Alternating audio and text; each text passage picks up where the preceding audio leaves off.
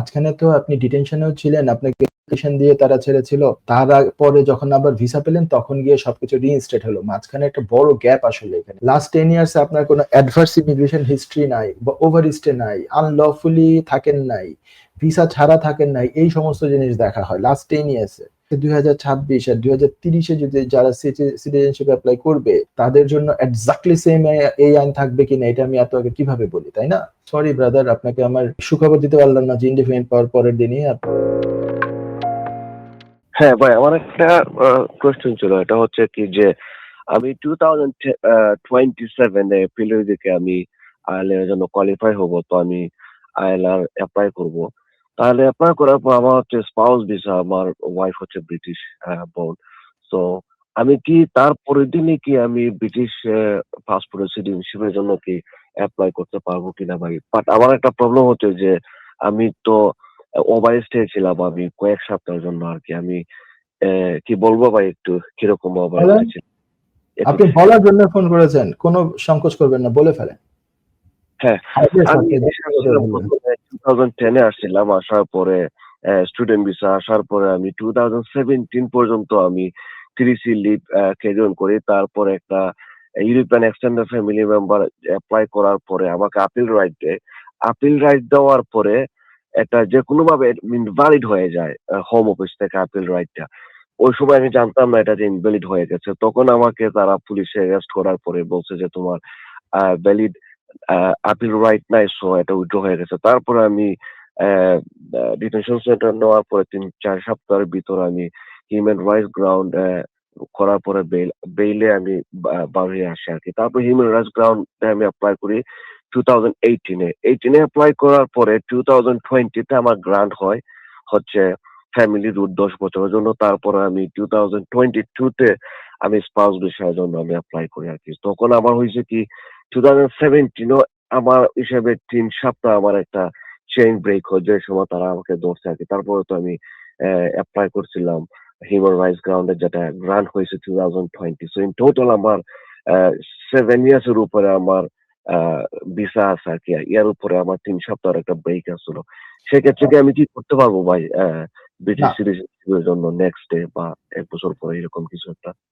No no ভাই, আপনার break 3 মাসের না, ব্রেক হচ্ছে যে সেই 17 থেকে 20 পর্যন্ত। হ্যাঁ, কারণ হচ্ছে মাঝখানে তো আপনি ডিটেনশনেও ছিলেন, আপনাকে অ্যাপ্লিকেশন দিয়ে তারা ছেড়েছিল। পরে যখন আবার ভিসা পেলেন তখন গিয়ে সবকিছু রিইনস্টেট হলো। মাঝখানে একটা বড় গ্যাপ আসলে এখানে। আপিল যেটা ছিল সেই আপিলটাও আপনি বলছেন যে উইথড্র হয়ে গিয়েছিল সামহাউ।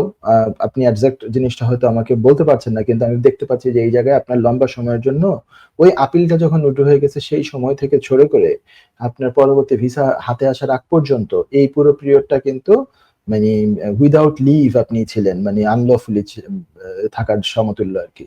তো সেটা যদি হয় তাহলে আমাকে, আপনি বলেছেন যে 2027 আপনি সেটেলমেন্টের জন্য কোয়ালিফাই করবেন, এখন যে 5 বছরের রুট সেটা কমপ্লিট করে। ভালো কথা।